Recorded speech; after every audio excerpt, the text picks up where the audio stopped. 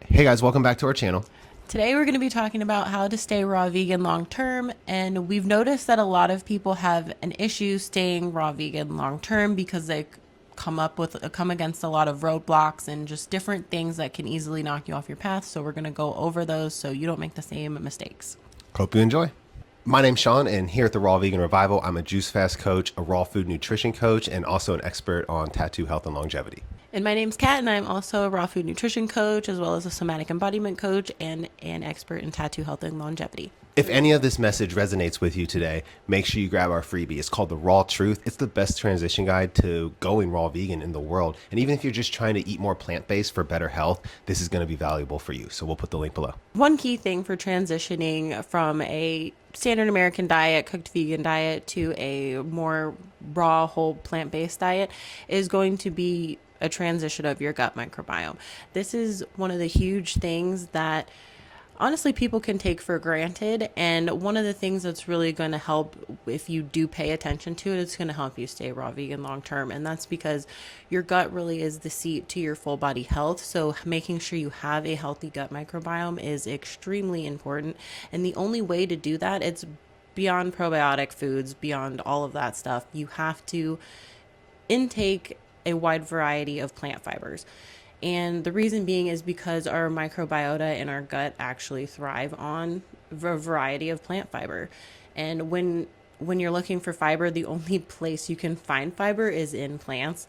So in intaking as many different varieties of plants, fruits, vegetables, nuts, and seeds that you can in their most whole raw form is going to impact your gut microbiome the best. And just incorporating more raw whole plant fibers in your diet is going to help you build a stronger gut microbiome, but there might still be something that's kind of lacking there that a lot of people miss, and that is resetting the gut microbiome. If you have been on decades of cooked foods, animal products, and processed foods, a reset is going to be almost like key. It's like so crucial. So how do you reset your gut microbiome? Well, there's one sure way. We did it. We're speaking from experience, and we developed a protocol very similar to what we followed, and it works. So you should know the goal before going into a juice fast. There's a bunch of different kinds of juice fasts out there, but the goal of our juice fast targets mucoid plaque, hardened waste, biofilms, and parasites. And removing these really resets your gut microbiome. These other juice fasts like grape juice cleanses and watermelon cleanses, they can detox your body. Yes, you're releasing a lot of poop and old waste, but it's not astringent enough, and it doesn't have the synergistic properties like the lemon ginger blast and the orange pineapple juice to really break down the hardened mucus and the hardened plaque. And this hardened mucus and plaque is what's causing absorption issues. It was causing huge absorption issues in myself, and I don't think I could be raw vegan long term if I hadn't done the juice fast first. So just for the absorption issues. But number one is the clean out of the gut microbiome. So when you do a juice fast for 40 days, all this old waste and stuff releases from your body. It basically just releases pressure on your bowels and cleans out all your intestinal pipes, like a roto-rooter for your intestines basically. And when you do that, you can rebuild. All that gut microbiome was the old gut microbiome built on old foods you were eating that were like the bad foods, and that's what kept you getting cravings for bad foods. That was my problem. But when you wash all that away and restart and give it like more vibrant, living, energetic, like raw plant foods, then you start actually craving that stuff because your gut microbiome is built up of those raw foods. And it's like basically like a garden down there. You want your garden to be alive and flourishing, not like made of dead animals, Doritos, processed animals and stuff. That's like a junkyard down there. So you got to clean that out and put better stuff in it, and that garden's going to call for more like garden variety foods. And that's where the healing and that's where the thriving and the most benefit comes from being raw vegan. And this is stuff you get from being long term. Like we said, we're 2 years in, so we're speaking from the 2 years long term perspective, but we're in this for life. And it's a very exciting journey, but that gut microbiome's got to be switched. Having your gut microbiome on point and able to utilize and absorb all of your nutrients is so important. And I mean, that's really where your health comes from overall, right? So making sure that you're getting the nutrients after you've cleaned out your gut microbiome, after you're making sure that it can absorb everything that you put into it, and making sure that you get a balance of your protein, carbs, and fats is very important.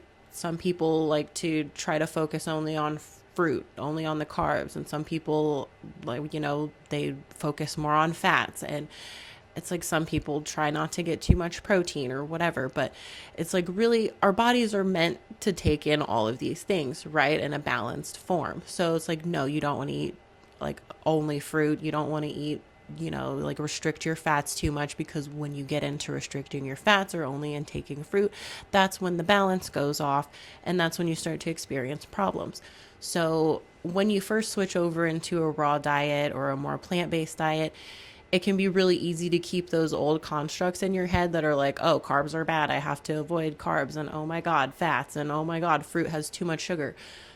But really, it's like everything on this side of the fence is completely, it's like most of it is opposite. So that's one thing that you're going to have to get used to, that's going to take some time, is really being like, oh, I need 65% of my daily calories to come from carbs, to come from fruit, or like, whatever it may be for you. For us, our macro balance is split up into 65% carbohydrates, 20% protein, and 15% fat.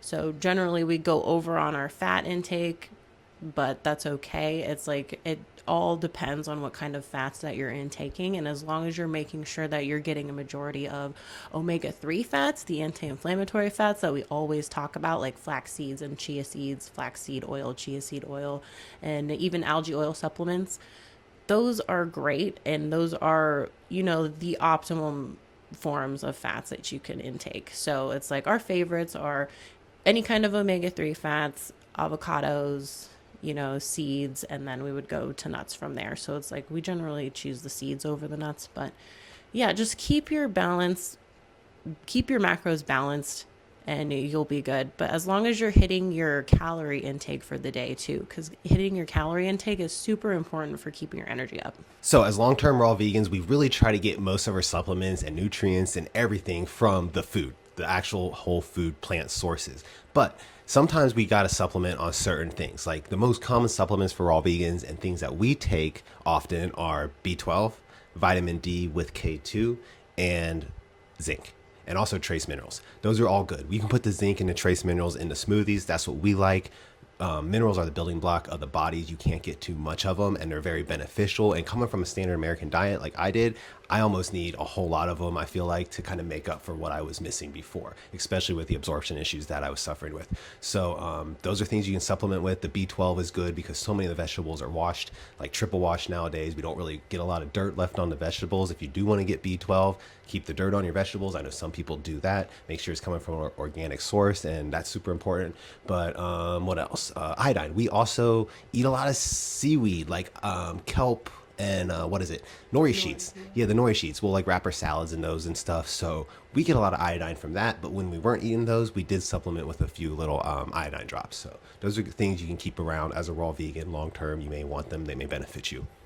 You might want to get a blood test to see what you're deficient in, and then that can kind of guide you as into what you may need more of. I know I was deficient before going raw vegan. I haven't had a blood test yet since being raw vegan, but I will, and then we'll keep you posted on the updates. If you like what you're seeing, make sure you like and subscribe. Follow us on our other social medias, TikTok and Instagram, The Raw Vegan Revival. And one thing that really helps us, and that we've really noticed with other long-term raw vegans too, is that they drink a lot of green juice.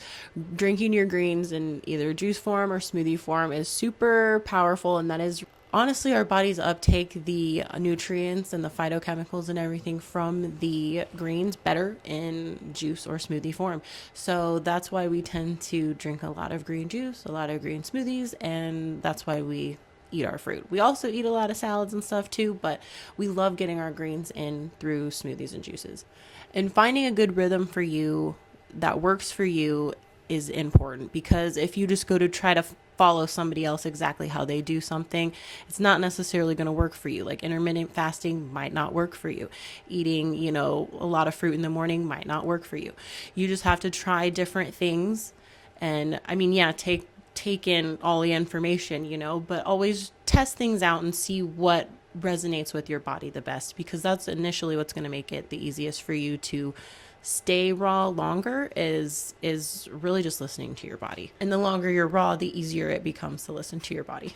Yeah, the longer you stay raw, she's right, the easier it is to stay raw because your gut microbiome changes. And as that shift occurs, like we talked about with the juice fast or whatever, that gut microbiome becomes like a beautiful garden again, and it's fed with the living plants. And when you do that, your taste buds actually change. And with your gut microbiome different, it's connected to your brain and your thoughts, and your cravings become different. You actually start to crave the raw plant-based foods, and these things start to taste actually very, very, very delicious. Like 2 years ago, I would look at some of the meals I'm eating now with disgust, and I turn my nose up at them and be like, how are you eating that? But now I actually taste things a lot better, and it's really amazing. So it becomes easier, like she said. Detox. So we are 2 years in on a raw vegan journey after a 40-day juice fast each.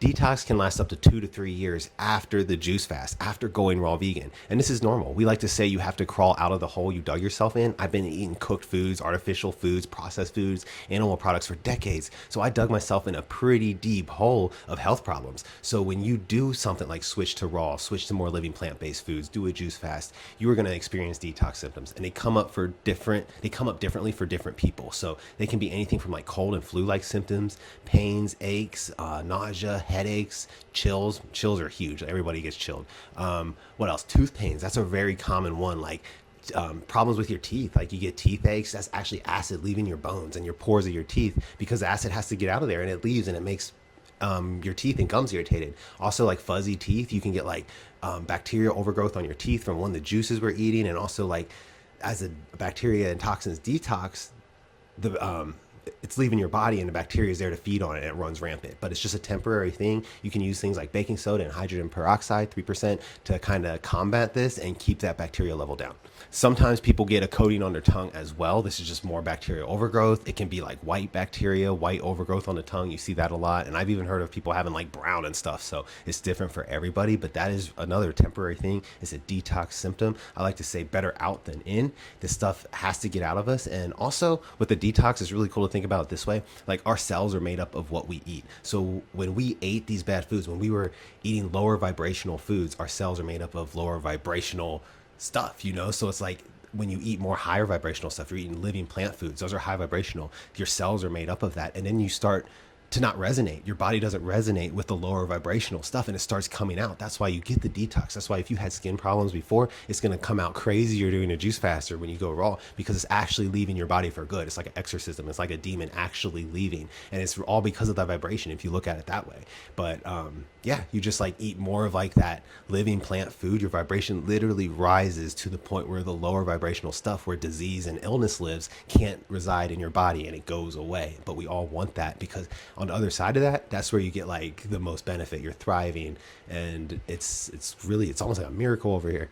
Yeah, detox symptoms are crazy, but they're always a good sign. And we always get really excited actually when a new one pops up, even if, because we've had some pretty crazy ones, but even if they are pretty crazy, it's like we know that it's just we're getting that much closer to the light at the end of the tunnel. So it's just all about the journey. And you can't, I don't know, you don't want to rush it because you'll get to the other side as long as you stay consistent. But one thing that helps you and keeping on it is just really remembering the why and like why you're doing this, because it can be really easy to fall off track and to forget why you've even started this journey in the first place, especially when you're coming up with crazy detox symptoms. You're coming up with like fatigue or like headaches, or you're having indigestion, you're not able to digest your food. Maybe it's like maybe you're so busy that you don't have time to make food, or you haven't come up with a good schedule for yourself to interject meal prepping in, so then you find yourself being hungry throughout the day. Whatever it is, it's like it all takes an adjustment period, and so that adjustment period is going to be a little rocky, and it can really make you forget your why. Just as long as you keep reminding yourself of your why every day. Like I like to do it right after I wake up, like add it into the meditation, add it into the mindfulness practices in the morning. Just remind yourself as you're getting ready for the day why you're doing what you're doing and how it's going to benefit you. And honestly, keeping a view of yourself in the future, having all of the stuff that you're trying to get right now is that's how it's going to work. That's how it's going to be. That's how it's going to keep you motivated enough to stay on track and to stay on it. And another thing that helps you keep site of your why is community. Last tip to being raw vegan long term is community. It's so important because we live in a world of like 3% of us eating this way. So there's like 97% of opposing forces out there. The world's not really built up right now to have raw vegans be like an acceptable, popular thing yet. So, community helps tremendously. We used the community when we went raw vegan, did the juice fast, and it helps so much because with not a lot of people eating this way, even in your family, friend group, it's good to have like-minded people in a community that's raw vegan so that you guys can bounce ideas off each other, recipe ideas, like how'd your juice fast go? What day are you on? Like how'd this work for you? And all that kind of stuff. It really, really helps to lean on a community to get support like that because the accountability of a community can like help make it or break it for some people. Like Kat and I had each other to bounce off of each other. Like we had each other as support, but we still used the community. You know what I mean? So if you don't have a partner that can go raw vegan with you or juice fast with you, you definitely need a community. So that's why we created one like this so that we can help you. You have both of us at your disposal to help you through a juice fast or a transition to going raw. But it's super valuable. And I think everybody needs it just because we live in a world that's really not made up of a bunch of raw vegans yet. Yeah, community is super, super helpful when it comes to being on a path like this because, yeah, like nobody's doing it. And so it really helps to know that you have people behind you, which, I mean, that's one of the things that made it so easy for us. And that's why we offer our community to you guys. And we open it up and invite you in to join everybody, all of the amazing people who are trying to better their health. And yeah, that's why we started the Raw Health Collective. And we want you to be a part of it. And that's where everybody is. That's where we're in there multiple times a day, every single day, because it's one of our favorite places on the internet to go. And honestly, just share our recipes, share our inspiration. And we're in there every day doing coachings and we do weekly live streams and there's hundreds of recipes. And not to mention everybody in there is everybody's on different paths, right? But everybody's all got generally the same goal. They just want to live a healthier life. Not everybody's raw vegan. Not everybody's even striving to be raw vegan. They just want to be healthier and incorporate more plants. And so that's really what we're trying to do, give you a supportive community of a supportive place, really, of full of people who are willing to just support you along whatever your journey happens to be. And we're just all here giving inspiration and we would love to have you. So click one of the links below. We have the first link's going to be 75% off for a whole year. That's where you get our juice fasting protocol that we've talked about on this video. And honestly, it's going to change your life as a raw vegan or like plant-based person, whatever you choose to be. It's going to change your life. It's 75% off right now, which really ends up being less than $7 a month. So, I mean, come on, let's just go for it. Because if you click the monthly link and you join up for the monthly membership, it's $7.77 a month. And you don't even get the juice fasting protocol. So the yearly membership is the best deal. And trust me, it's worth it. That's where we have all of our action plans, our guides, our ebooks, our challenges. We do monthly challenges. And it's just where the party is happening. So, I mean, come on, join in. We'd love to have you. Quick summary on today's video. Basically, to stay raw vegan long term, there's a few things you need to know, like the gut microbiome switch. Once you switch the gut microbiome over, it becomes way easier. Another thing, detox symptoms. Don't be afraid of detox symptoms. They're going to arise and it's actually a good sign. So we need to like move through those and keep going. Another thing is community. Not a lot of people eat this way, so it's good to have a community to lean on with like-minded people so that you can really thrive on this transition. And make sure you hit your calories. You got to eat enough. So eating enough calories, scheduling time to make your food, just making sure you get those calories in so you're not feeling fatigued or low energy. And also track. You got to track your calories so you know where you stand. Because like we talked about earlier, when you switch over to the raw vegan diet, all the rules are pretty much flipped. Carbs aren't pasta and bread anymore. Carbs are simple carbs from fruit, and we actually need those and want those. And that's how the body thrives. So that's just one example. And like protein, we don't need as much protein as they say, and you get it all from the raw food. So just tracking your diet, making sure you get enough calories, joining in a community, cleaning out that gut. These are all tips to staying raw vegan long term. It's so doable and it becomes easier as you go. We promise, because we're there right now. We hope you enjoyed today's video. Yeah, we hope you took away a lot of information that will hopefully help you be a successful raw vegan long term. And yeah, make sure to follow us on Instagram, on TikTok at the Raw Vegan Revival. And don't forget to click the links below and join the group. Yeah, we'll catch you in the next one. Peace. Bye.